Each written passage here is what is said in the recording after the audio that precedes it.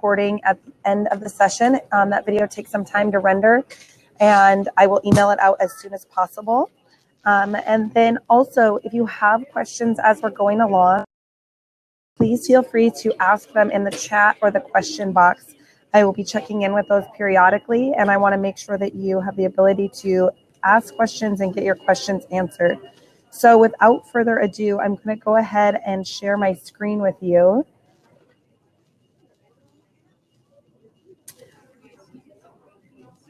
Just give me a quick second. There we go. So that you don't get the window of multi-window. So you should be able to see my. All right, so you should be able to see that now. No, you should be able to hear the audio. My computer screen had to refresh, and so it just took a quick minute. Can you hear me? Awesome, awesome, awesome. And you can all see my screen, correct? Fabulous. So when you're looking and you're working in your IQ office, when you log in, you're going to see a screen like this. We went a little bit over your dashboard last week, as well as your messaging and your customer relations. And where I really want to spend the time today is underneath that marketing tab and your tools and preferences, specifically in creating content, creating drip marketing campaigns, and then also creating action plans to have some automated follow-up with your clients. The webinar today is going to take about 45 minutes. And if you, JR, try refreshing your screen because everyone else can see it. And if you have questions as we go along, please feel free to ask so that we can make sure that you're getting all the right information. So as I said last week, you're really going to start and you're going to work your way from the top of the screen down. So profile, messaging, customer relations. And now we're going to go into marketing. And when you're creating your marketing, you're going to go into this section called My Saved Content. And when you open that My Saved Content screen, you're going to see a screen that looks similar to this, except for if it's your first time in, you're likely going to see a section that says, click here to create your first piece of content. When you click there, you're going to be able to actually select what kind of content you want to create. So we're just going to click plus add content at the top of your screen. And you can see here there are blank template selections. Your company likely also has some templates that you can use. And we're going to go through how to do these company templates, just starting with a blank template today. So when I choose blank content, it's going to process and it's going to pop up with an editing screen. I'm going to go ahead and name the content. So I'm going to name this an introduction letter. And then you're going to put it into a category. And the reason that you would categorize your content is as you're starting and you only have a few pieces of content in, it's not going to matter if you can quickly scroll through and organize, but eventually you're going to want to be able to pull up all your listing flyers or all your lead letters or all your referral information. And so to categorize your content is really important. And you just type in that lead letters category name. Then to enter in a photo at the top where there's this photo image, you just simply click. And you have the option to choose from images that you have uploaded before, or you can upload individual images by selecting Add Files. If you have a photo up in the system that you'd like to use, you can simply click Select, and it's going to automatically insert that into the section and crop it to the right frame that you would like. So I can move this around so that everything's set and click Save, and then it's going to automatically insert that image into your format. Something to keep in mind as you're editing your content is do not simply go to Google and search for a photo and then save it and insert it here. You need to make sure that the photo that you're using you either took or you purchased, and so that you have the rights to use it in your marketing. Below that, you have the option to then go ahead and add in text. So I'm going to click on that edit, and as the screen opens, I can actually then go ahead and I can actually type all my text in. And I have the option to also insert text first name. Hang on, this is edit showing up strangely on my screen, so I'm going to try a different site.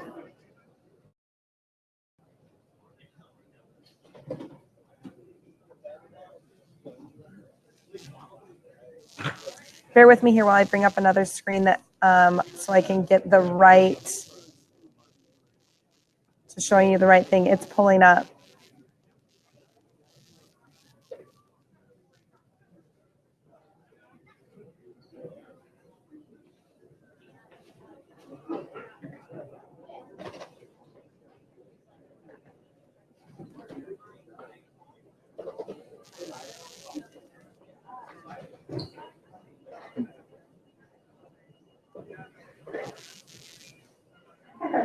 Currently on a Alaska flight 2257 with service to Reno. Looks like our plane has been parked, so we'll begin our. So I'm going to just keep going. So you're going to type your text in here.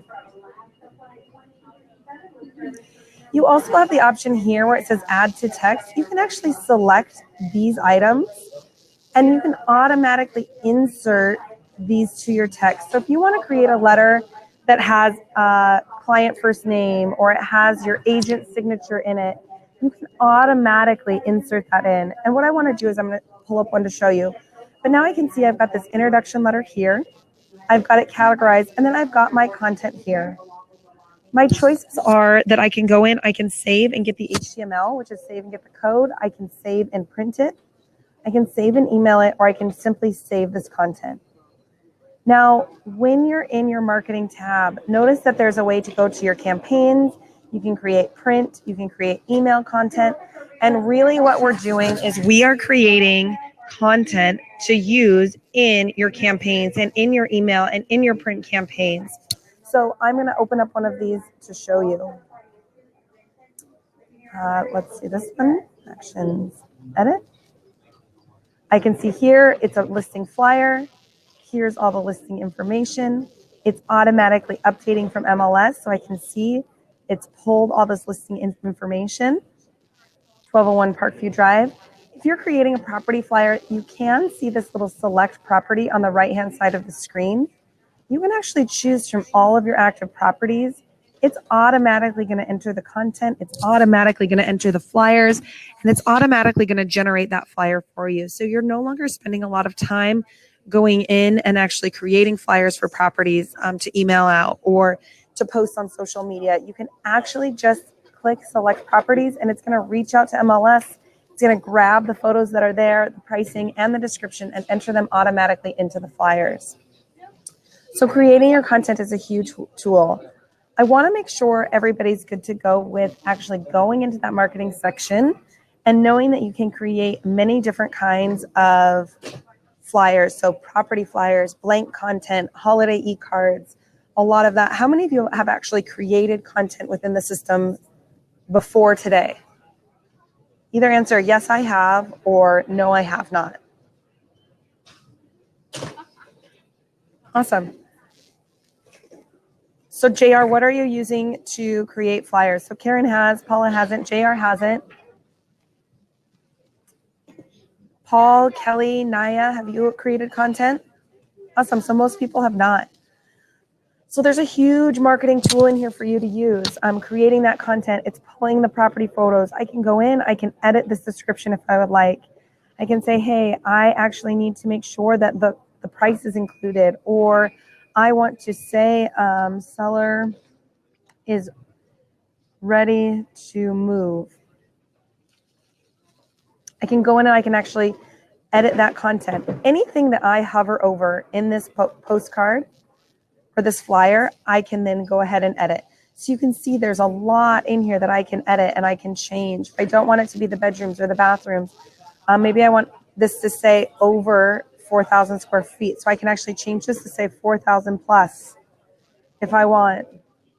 I can edit this however I'd like. When you're done saving your material, make sure that you click save. Then it goes into your content library. You can go back at any time and edit or view that information. So after you've created some content, awesome. So JR, we're going to go into the postcard farming next. After you've created that postcard or that content within your marketing, I want to show you how you actually would go in and attach it to a campaign. And the reason I recommend that you create your content first and then attach it to your campaigns, there's two reasons. One, we're all very busy people and we all get interrupted all the time. So your phone rings, a client calls, someone comes into your office and needs a question answered. And if you're creating the content underneath My Saved Content, you can save it and go back and edit it at any time without completing the campaign. The other reason is you can create one piece of content and then use it in multiple campaigns. You can use it on your blog. You can use it in an email. You can use it in a campaign. You can use it in an action plan.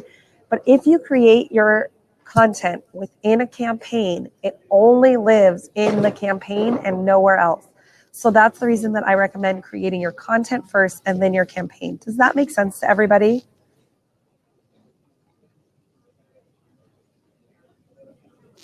JR, I'm going to come back to your question.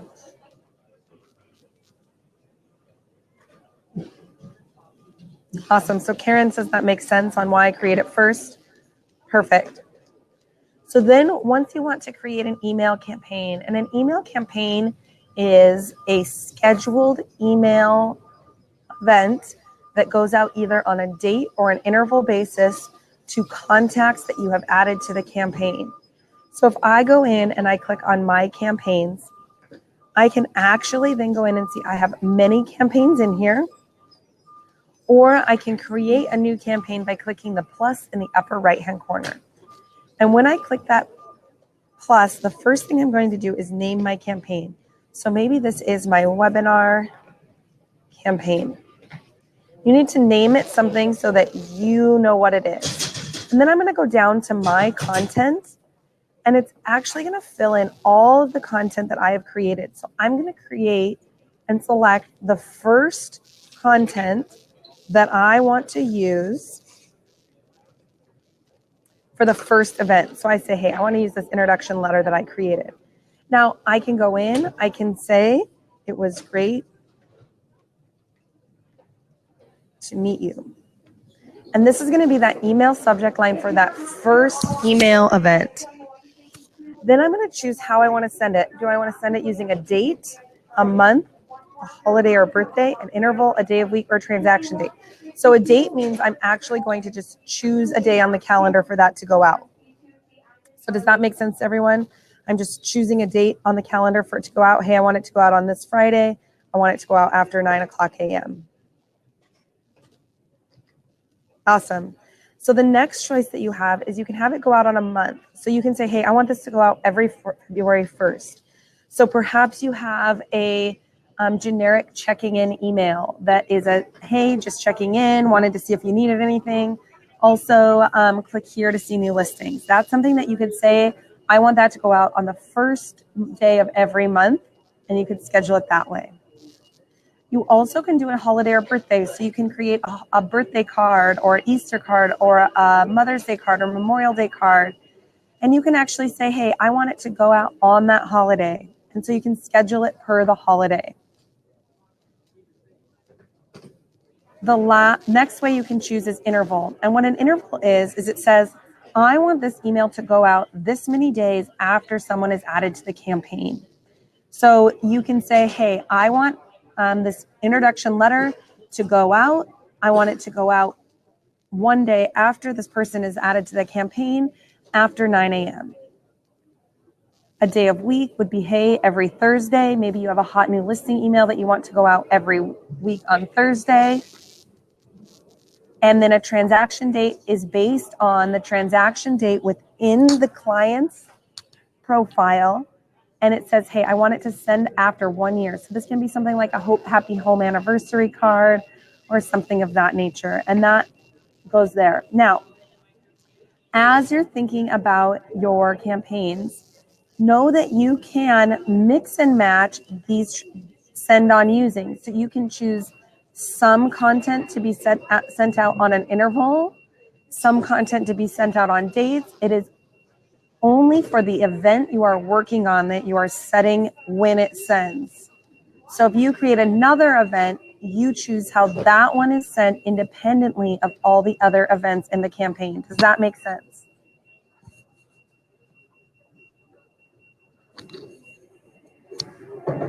Awesome. Annette, Paul, JR, that makes sense to everyone? Cool. So after you put in all the information, if you're on a team and you want to send it out from like a team name or a team email, that's what this override is here for. I'm going to go ahead and click next. I'm saving changes only for this event, and I click continue. So now I have the opportunity where I can actually go in and I can add recipients. So I can say, hey, I need to add contact types. I want to add all my buyers to this campaign. I can add those. It's going to make me review them, and I click finish. Once I click finish, I'm just going to exit to my personal campaign, and I'm going to go ahead and I'm going to go in and I'm going to see my webinar campaign. So I can see there's one event and nothing has been sent. If I click on that campaign, I have the opportunity to really see what's been happening, all the events that are a part of this. I can add additional events by going through and selecting content. I can add additional recipients by clicking recipients. And there is no limit to the number of events that you can have in a campaign. What I recommend is that in any given campaign that you are working on, you really narrow it down by contact type. So you might have a buyer contact type. You might have a golf course contact type. You might have a past client. You might have an upcoming buyer. You might have an investor. You might have an agent contact type. Pardon me. But when you create your content and your campaigns, create them centered around what contact type will be receiving the content. Any questions on that so far? How many of you have campaigns going right now? Do any of you have campaigns going? Okay. So a drip campaign is great for someone who is in the process of buying, but they're not ready to buy. It keeps you top of mind. It keeps you in touch. It keeps you actually reaching out to them. I try to update my content on about every 3-month basis so that I'm going through, I'm adding events for the next 3 months in a campaign at a time, quarterly, so that I know that it's relevant and it's scheduled information. It takes work to set these up, but once they're set up, your life will be easier, I promise you. So the next thing I want to go through, and JR mentioned it earlier, is that he is using postcard farming. So, and JR, did that answer your question? Are you sending it to all of your email contacts? I'm sending different campaigns to all of my clients that I have based on their contact type.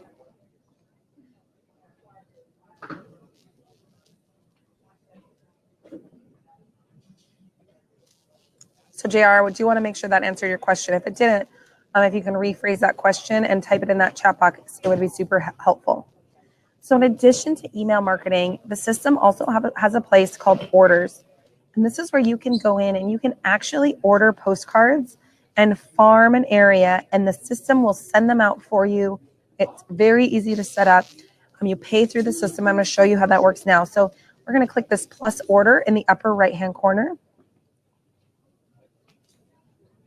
And that's going to open up this section for different templates. Now, as you're looking at these templates, I want you to also think that most of the content on each of these is customizable. So this may be a what's my home worth postcard, but I can actually change a lot of this text so that it can really reflect what I want it to say.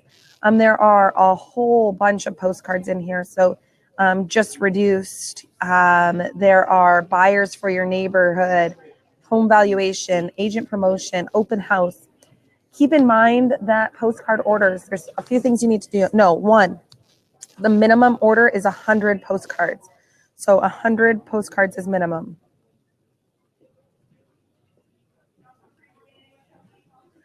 The next thing you need to keep in mind is that we are processing your order between 2 and 3 business days, but the post office takes 5 business days usually to deliver.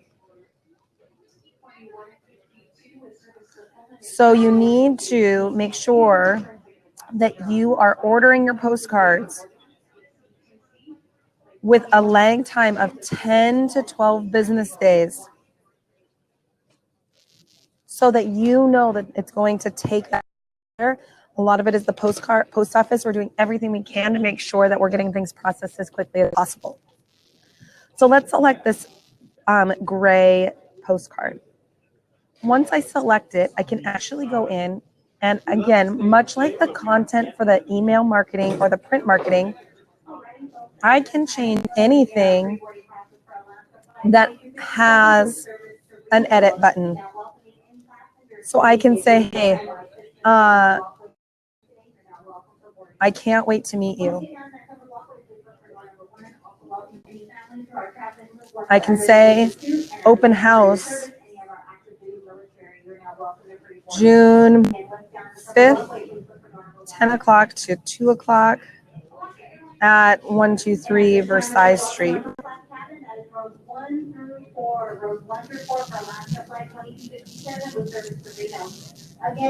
Again, I can edit all of this. I can change these photos. So I can say, hey, I want to change this photo. I want to upload information. I want to talk about what's happening, want to know what's happening in today's market, or perhaps get a notification valuation of your home. Please come and see me. Here's my information. It's awesome. So you can go in and you can edit all of that information for you. Then when I go in, I click next, and I can actually then say, this is who I want to send it to. So if I want to send it to people within my contacts, I simply select and move them over this way. Again, if you don't have contact types set, I'm going to say include contacts with no types, and then I have the option to add those people there. I can say I need 150 delivered to the office. Maybe you want to personally address these. You can have 100 of them delivered to the office. You also can say, hey, I want to order and I want to target this address. And I am now targeting the closest 200 homes to this address. The cost is right here, and the next page that I have is going to give me an overview. So I'm going to have 150 to my office. I'm going to have to my contacts. I selected a 233. So I've got 151. I've got 200 going out targeted. Here's my total bill. You're going to have a screen that says proceed to payment. It's going to ask for your payment information. And then you're going to enter that in, process your order, and it's going to process your order. How many of you are doing some kind of postcard mailer at this time? Are you doing any kind of farming to promote your open houses, or your just listeds, or your just solds, or maybe the neighborhood you live in, to let them know that you are a neighborhood expert? It's a great way to really co-brand yourself.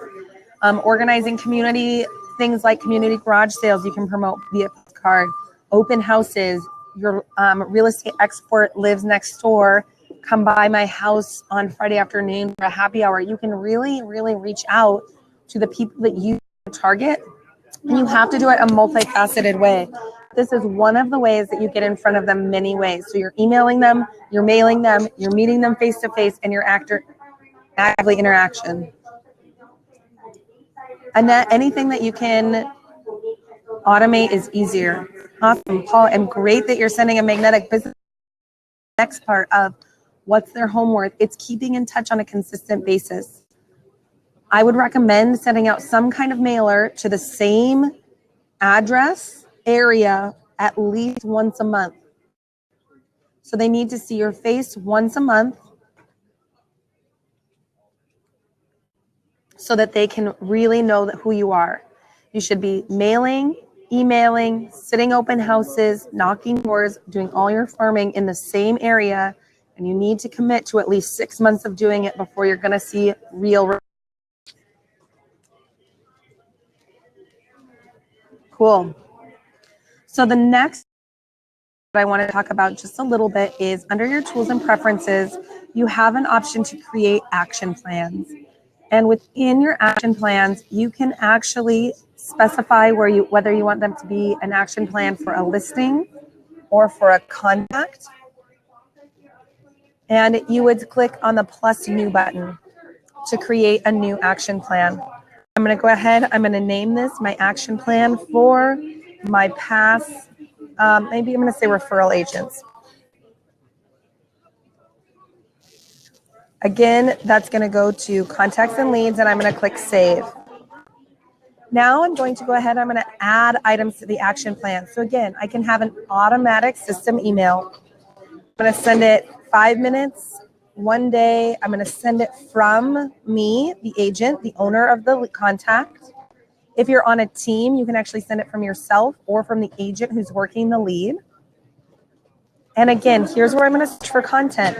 So I'm going to go in, I'm going to search for content that I've already created that we did at the beginning of this webinar. I want it from my lead. I'm going to insert that in. And now I'm going to click save, and it's going to add that action item. So this is going to be my intro letter.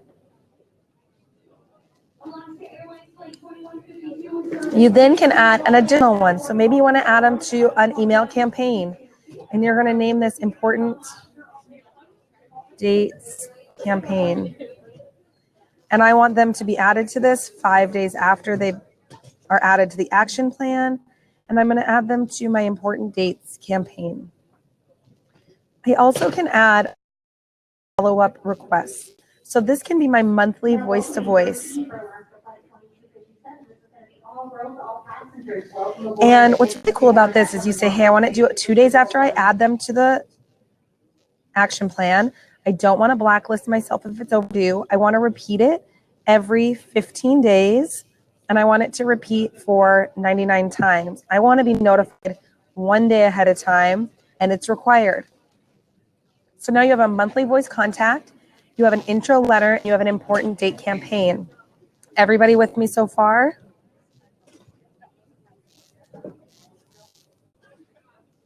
Paul, Annette, Karen, JR, everybody with me on how to create it? Cool. So now let's talk about how you actually attach an action plan to a person.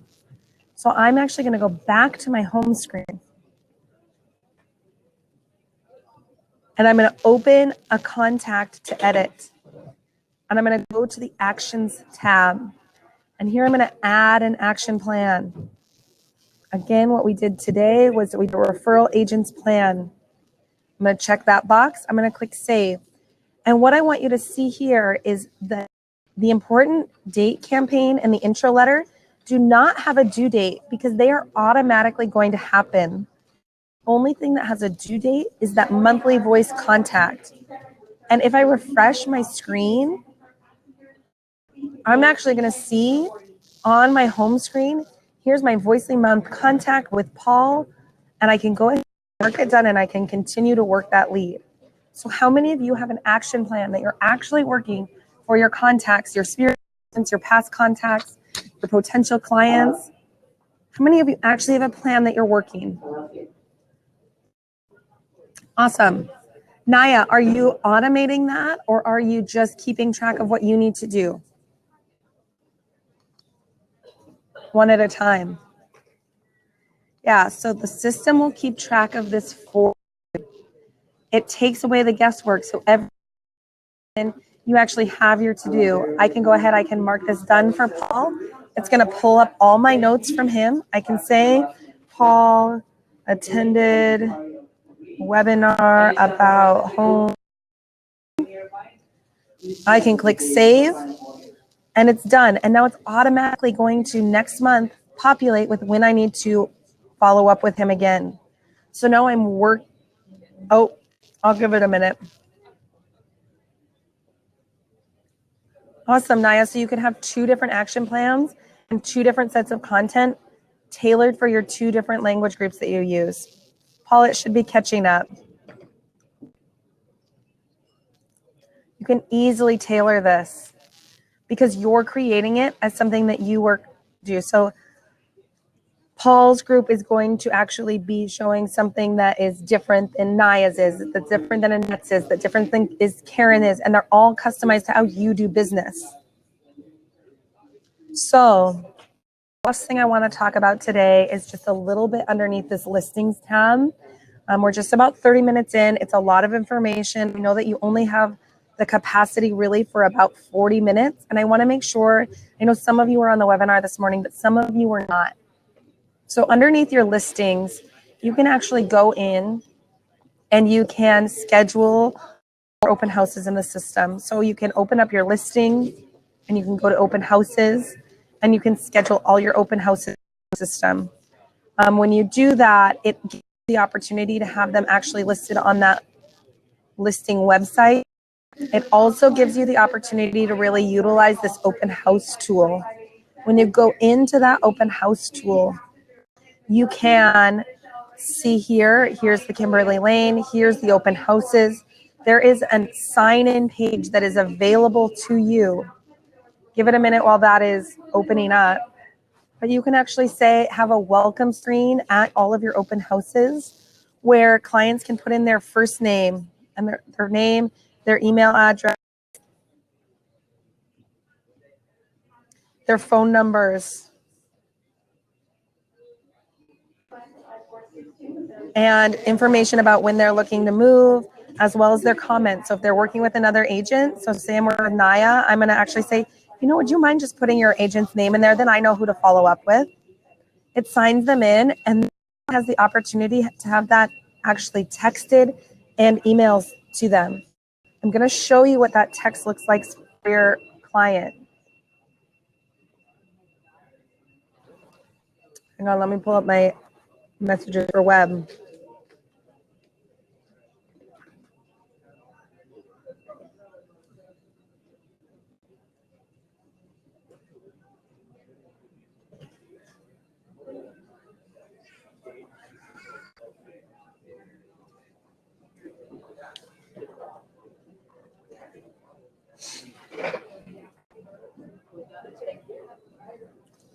So I instantly get a text.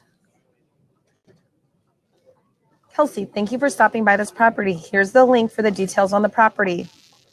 So your clients and the people that are coming to your open house don't have to carry on a piece of paper with them in their car forever and ever and ever. They actually have a text message to their friends. That lead goes to the person hosting the open house. So I can say here, so this is being held by Victoria, so she gets that lead. Karen's holding this one, so she gets that lead. But this is a you. Once they're done, you can click finish, or it will automatically time out after 60 seconds. But so it becomes not only a way to promote your open house, but also gives you the opportunity to capture the leads that come into your open house.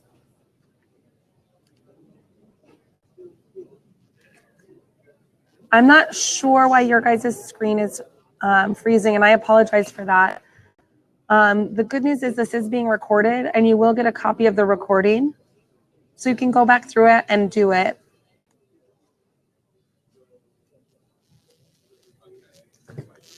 So I just want to give you a quick recap of what we went through today. We went through how to create content, how to attach that content to your campaigns, how to go into your action plans using your content and your campaigns, and also how to go in and schedule and use that open house tool. In the last couple weeks, today and last week, yeah, it's being recorded. In the last couple weeks, you have learned a lot of information about how to use IQ Office. And the hardest is actually go in and schedule the time for yourself. So I actually recognize a lot of names today from the session this morning. But I would highly encourage you all to set aside an hour a week, whether that's 15 minutes a day or 1 hour a week, that you can go in and you can work on your system. After you get things set up, that time can drastically reduce to about 10 to 20 minutes a day, where you're spending most of your time on your main dashboard, actually interacting with your to-do and your contacts on your main dashboard. So with that, I want to see if there's any questions that I can answer.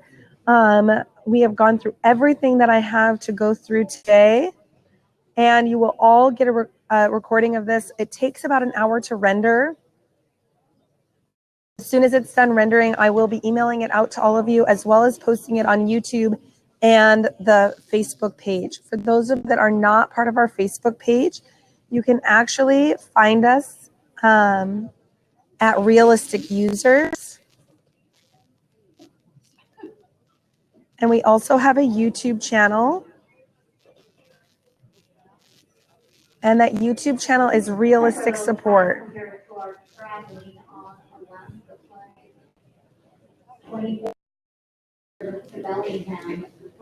So here's our YouTube channel.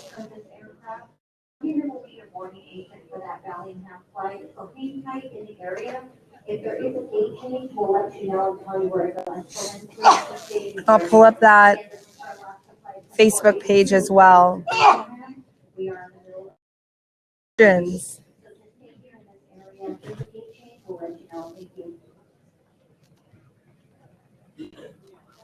Annette, you should be on there. I will make sure that I'm going to be working on the June schedule today and should have that out by the end of the day tomorrow.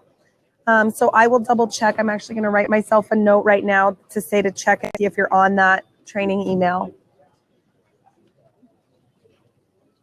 So here is our Facebook page.